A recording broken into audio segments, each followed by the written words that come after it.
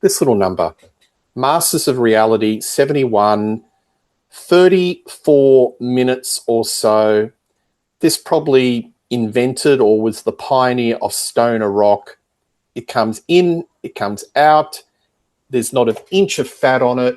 It's got some of its greatest songs, Sweet Leaf, Children of the Grave, Into the Void. It's a masterpiece. I actually prefer this. I was just thinking the other day, I was listening to this and I'm going, I'm going to be contrarian. I like this more than Paranoid. And it came in the same year. I mean, listen to Ozzy's voice on Solitude. It's best singing. The riffs are gnarly. They're dirty. And I guess if you think of stoner rock, I always think of this. I think of this album. Compare it to 13. CD Age, Rick Rubin. Boring. Stretches it out. What a disappointment. What a bum note to finish their career. And I don't know the length of that album, 70 minutes or so. Ordeal. It's a grueling experience to get through the songs on that album, but this, in and out. And a lot of those hard rock bands in the 70s, Purple, Rainbow, in and out.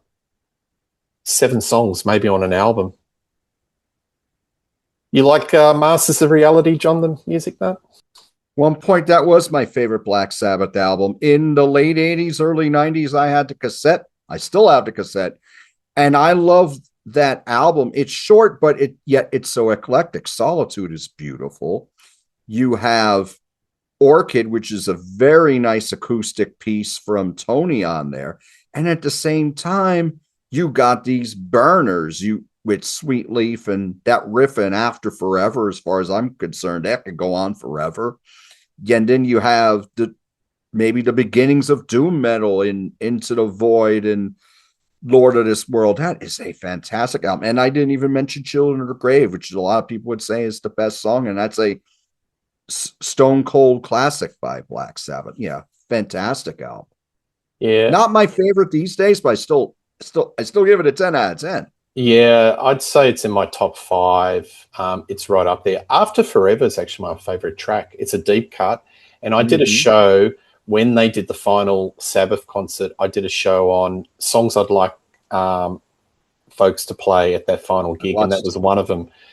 And the lyrics of this, I always will champion the lyrics of Geezer Butler. I think he is so underrated. I think he's almost Dylan-esque in the metal world, socially observant. He talks about religion, warfare, toxic leadership, political, social, religion.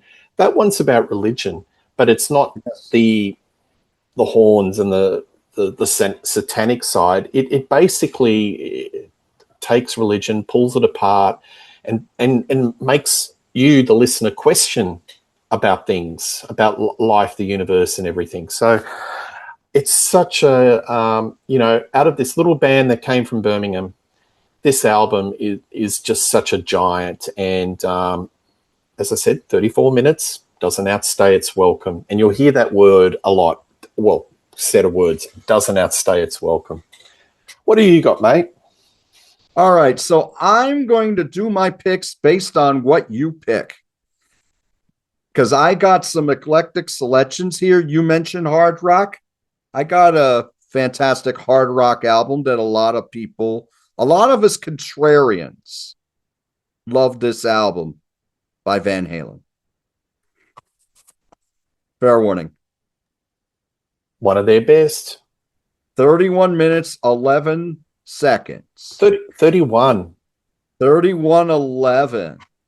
And to me, this album is aged like a fine wine. This is a darker, deeper Van Halen than the party time feel that you had on the previous album, Women and Children First. This is their 4th album. This was released in 1981. At this point, Edward took over the songwriting, and he was doing all the great wizardry in the studio. So this album is an Edward album because there's wicked guitar work on it. He's not shredding.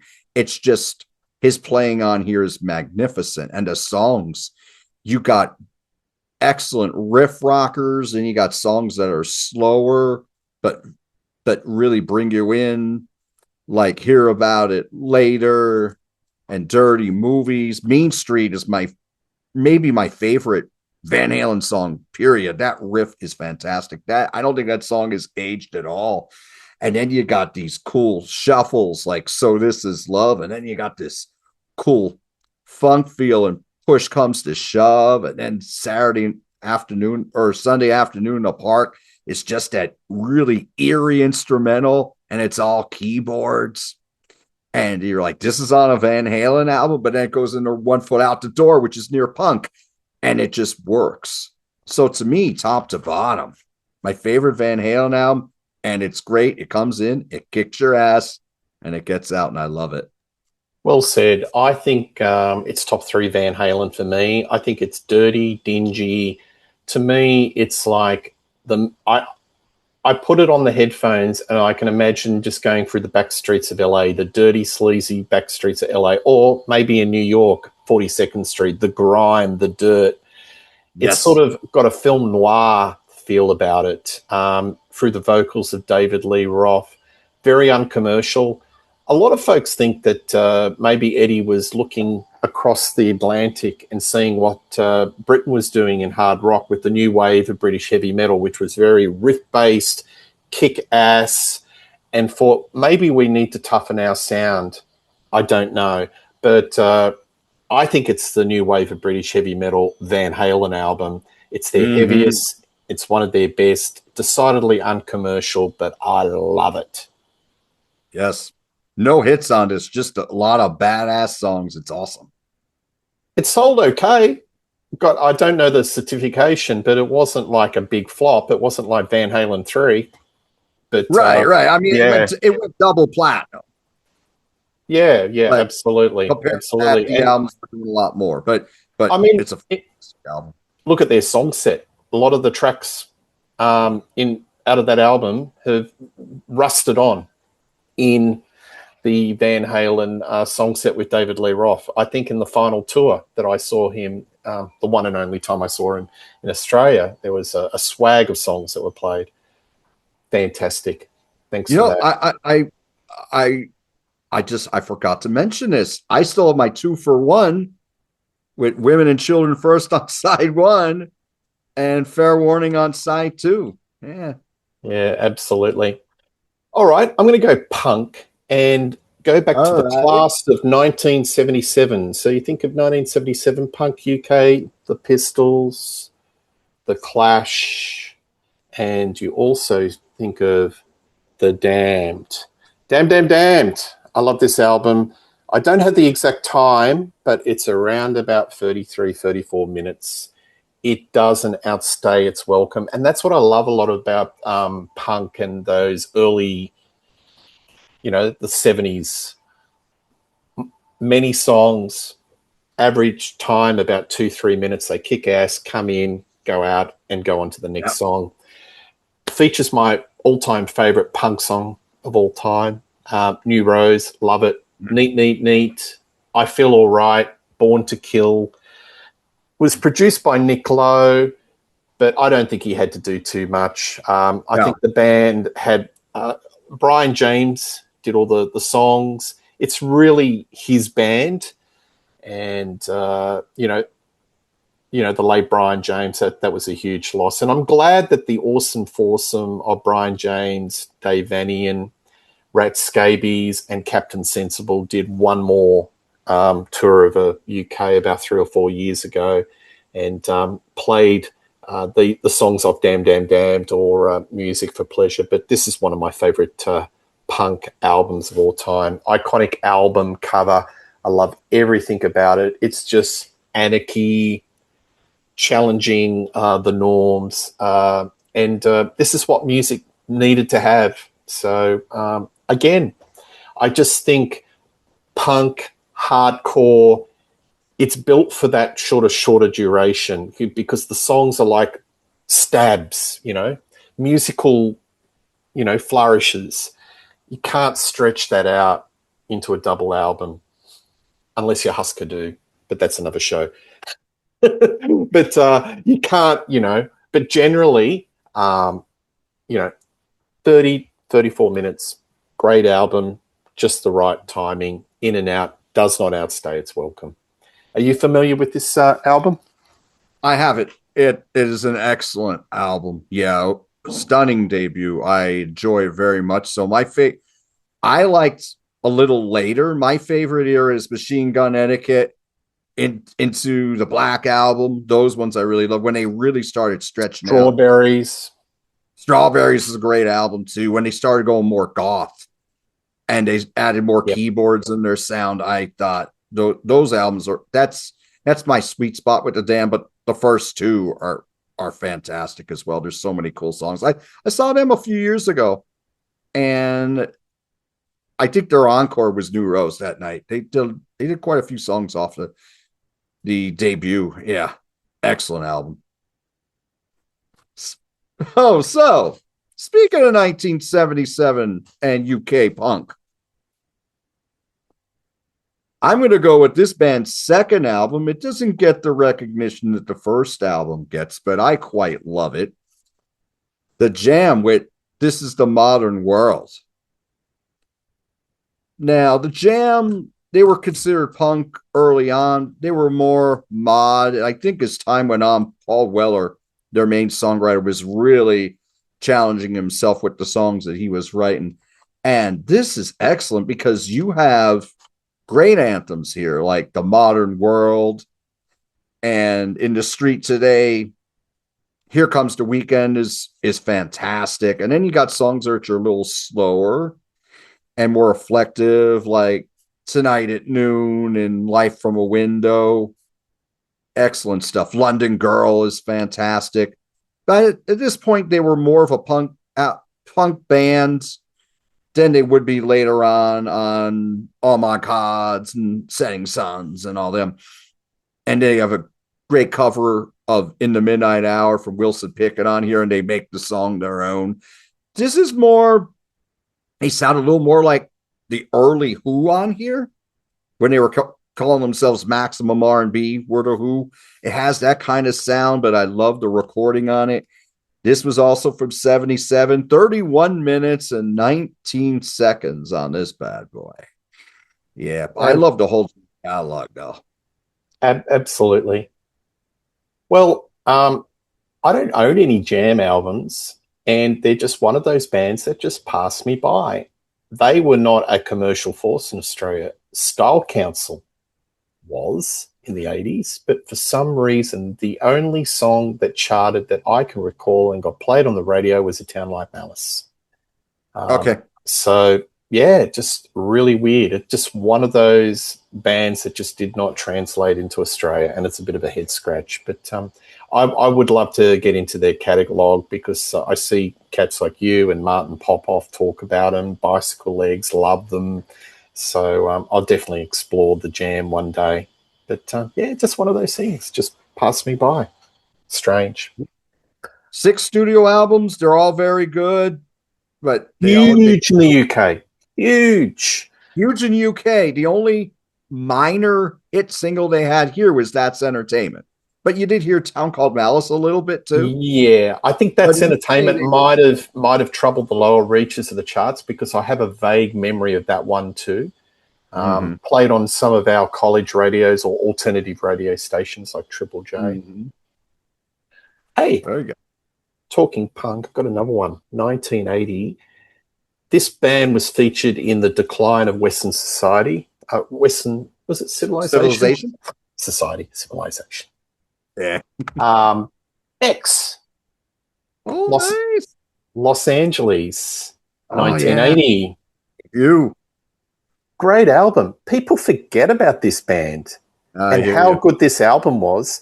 I played it the other day and I thought, oh, this is surely around 30 minutes, and it does clock in. Produced by Ray Mazurek of the Doors. You can hear a lot of his organ work all the way through. But what a cracker. To me, I was playing it the other day and I was thinking, this is really weird. This is like a contrarian view probably, but B-52s if they went punk. I don't know. Maybe it's because of the female vocals, a little bit more aggressive. I don't know. Maybe I'm off on the wrong track, but I love this album. There's stories from the streets of LA. Again, it's like what you were saying about mean streets, with Van Halen. I have the same vibe about this band here. You could smell the grime, the garbage, the urban decay of LA and their stories. Your phone's off the hook, but you're not. Johnny Hit and Run Pauline. Nausea, Sugar Light, Los Angeles, Sex and Dying and High Society. These are all stories. And you can imagine they're writing about people they knew. John Doe on bass, lead vocalist, love him. Exene vocals, Billy Zoom on guitar, and DJ Bonebreak on drums. What a force. I've got a couple of their albums. Their later albums, they were starting to get a little bit more polished and a little bit more mainstream. And you could see that the record label, which was Warner's, was thinking, okay, we've broken REM. Let's see if we could break X. And they were getting a little bit more jangly, but it lost a lot of the edge of what this band had, and a lot of these earlier albums weren't quite as good. They didn't break into the mainstream, but folks, if you want to check out some high quality punk rock, great songcraft, and a lot of Ray Mazurek organ, go for this one, X, Los Angeles.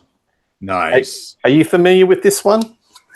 I'm familiar with it. I don't own it. My brother, who is more into punk music, is a bigger X fan than I am. I have Under the Black Sun, which is the third album. That album I think it really kicks. But I remember in the mid 80s when they were trying to break X, I think it might have been Ain't Love Grand or Ain't Life Grand. And yeah, they were polishing them up a little bit. It was almost like hard rock. And when you go back and you listen to the catalog, it doesn't, I mean, it's good, but it doesn't touch the early albums. It's good. It's listenable, but it just loses a lot of the spark and the grit. And that's what I like about punk, the grittiness, the garage rock. Yeah, that's another thing. If you like your garagey rock and it's a little bit, sort of ragged, I love that album. And that's why the production on this album from Ray, I don't think he does too much. He just sits back and just lets them do it without putting too much gloss. Because sometimes you just got to let songs breathe and just let them play. You don't have to, spoil things and put too much production. Exactly. All right, mate. What do you got next? Okay. You want to go punk? All right. This album came out in 1982. A lot of people would consider this band a hardcore band. And I think they're just so much more. I don't think any band sounded like the Minutemen. And this album is What Makes a Man Start Fires from 1982. You Want Tight. 18 songs, under 27 minutes. Nobody really sounded like the Minutemen. They were a trio. D. Boone on lead vocals and guitars, Mike Watt on bass and vocals, George Hurley on drums.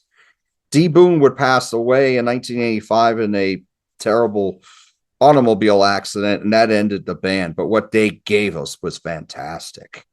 This album, they have a different kind of sound because they have the fast-paced songs, but it's very heavy on that rhythm section. And Mike Watt is really up in the mix. D. Boone's guitar playing, he can play with the best of them, but a lot of times it's just more about the mood of the song. And he can play a really quick solo in like 10 seconds, but more often than not, he's adding the color while Mike and George are laying down the foundation. They were very topical. They talked about what was going on back in LA, Los Angeles, California back in the day. Great songs on here. The most well-known one on here is Bob Dylan wrote propaganda songs. And his lyrics that D. Boone would say, more often than not, he was screaming one word at a time. He didn't sing like a normal singer. It was more phrasing and just one word at a time, just trying to paint a picture. But so many great songs on here. My favorites are Bob Dylan wrote propaganda songs, The Anchor, This Road. More often than not, it's the rhythm section that's really carrying it. And sometimes they're doing this really light funk at times, more like a Steely Dan kind of funk. But then D Boon brings his guitar in and it doesn't sound like Steely Dan at all. He had a distinctive tone to him. But all the songs on here are wonderful and they range in emotion. They're not always fast. Sometimes it really slows it down. Sometimes he's doing a lot of spoken word stuff is D, but this is a wicked album. And this is a band that proved that a punk or a hardcore band can do a great double album. We were talking about Husker Du. Husker Du and the Minutemen were buddies. And the Minutemen put out Double Nickels on the Dime right before Husker Du put out Zen Arcade. Yeah, and both of those albums are magnificent. Yeah, well, there are exceptions to the rules. So there are exceptions. Those are the two exceptions. Yeah, they're exceptions to the rule. Okay. Yes. Wonderful. I'll check these guys out. I'm not familiar, but definitely we'll check them out. All right, mate. Maybe we'll just throw a couple of honourable mentions. I'll throw a couple. Look, you've got to go Ramones, 1976, self-titled debut.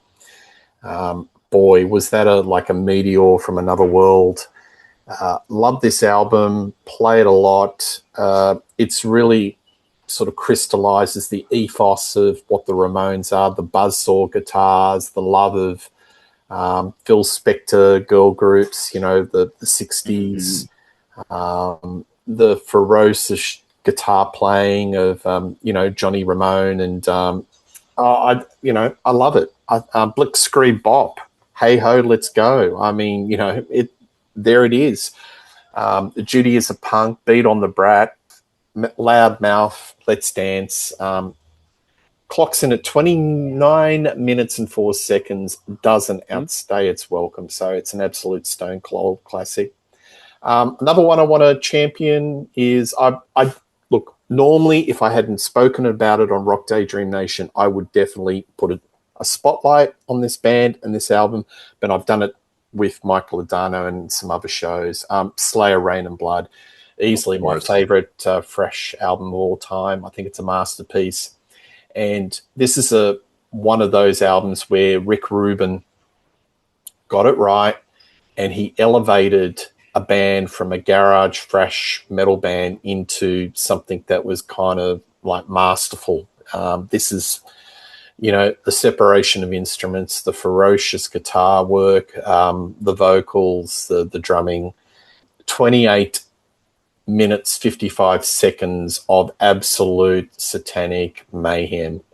Starts off at Angel of Death and finishes in Rain and Blood. And I've spoken about this on other shows, and I just think it's the perfect fresh album.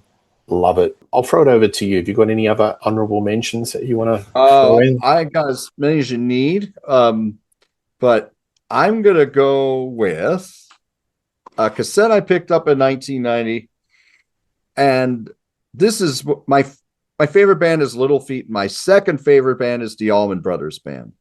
This is their second album from 1970. This is called Idlewild South. They also released this a few years later after they broke huge with Brothers and Sisters as part of the Beginnings album, which they put the first two albums on a single CD. Now, this is a fantastic album. A lot of people would argue this is their best studio album. This is when Dickie Betts started to become one of the main songwriters in the band, when he started adding those wonderful jazz instrumentals. In this album, it was in memory of Elizabeth Reed, which is tremendous. It's interesting. This album is just over 30 minutes. It's 30:47, yet you have a 6.5 minute jazz instrumental that takes you on an absolute ride on here, which is wonderful. But you also have Revival, which is one of the more popular Allman Brothers songs. which is more like a hippie anthem because the chorus is "People, can you hear it? Love is everywhere." And then you have the original version of Midnight Rider on here, which Greg Allman wrote, and then later on would become a huge hit when he released it on his solo album, his first solo album, Laid Back. But you also have a kick-ass version of Hoochie Coochie Man, which sounds nothing like the original, and a great ballad in Please Call Home. And then you got some wicked hard blues and Leave My Blues at Home and Don't Keep Me Wondering. So yeah, 30 minutes, 47 seconds. Every note is necessary. Fantastic album. Not an inch of fat. Not an inch of fat. What other cliches can I think of? All killer, no filler. All killer, no filler. Definitely on there. So another one I can definitely talk about here. So my favorite year in music is 1967. Now, year I was born. There you go. Very good. Awesome. Hey, what was so great about 1967? All those great. Come again? Sergeant Pepper. The great debut albums, right? We had the Doors debut. We had Pink Floyd's debut, Piper at the Gates of Dawn. We had Jimi Hendrix, Experience, but Are You Experienced? We had Velvet Underground and Nico, their debut. And we had this debut that was ruined by too much overhype, but I think this is a gem of an album. It's my favorite album from 1967. It's Moby Grape's self-titled debut. Now, what do Moby Grape sound like? They came out of the California scene, but they were very, very eclectic. More rustic than a lot of the other bands that came out. They had this 3-guitar army, and they all played off each other very, very well. But these songs have more of a folk feel, but sometimes they can hit really hard, like Fall on You, and they give you a tear-jerker like 805. What hurt this band was, number one, there was so much friction in the band. And number two, I don't know if you know this story, Peter. The record company released 5 singles on the same day. Yes, I've actually heard this story very recently. I don't know if I read it or I heard it. Actually, I think I saw a Billy Corgan interview of Kevin Cronin, and they were talking about that yesterday. Yes. I watched it. Yeah, weird. 5 singles on the same day at the same time, and it was like, it was the most horrible thing you could do marketing, because why would you do that?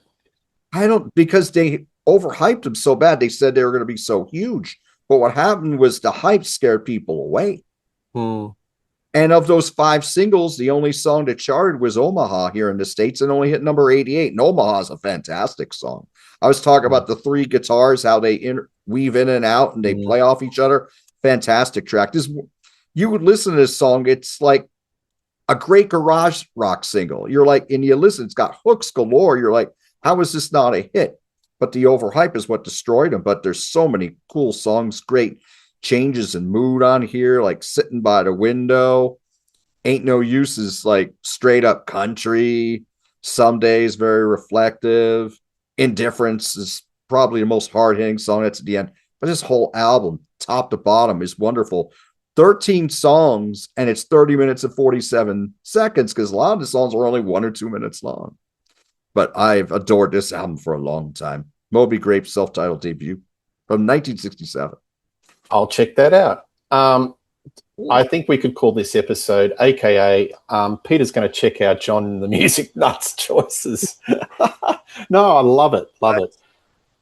Well, thanks again, John. It's just a pleasure to get you on the show. We're going to get offline and plot our next endeavor. I'm sure we'll come up with something good. But, yeah, folks, tell us what short albums that you like, ones that just come in, do the biz, and get out. We love reading your comments. Please like and subscribe to Rock Daydream Nation. But one thing's for sure, John and I will be doing shows in 2026 and beyond. All the best, and thanks a lot, John, and cheers. Thank you, Peter. Cheers.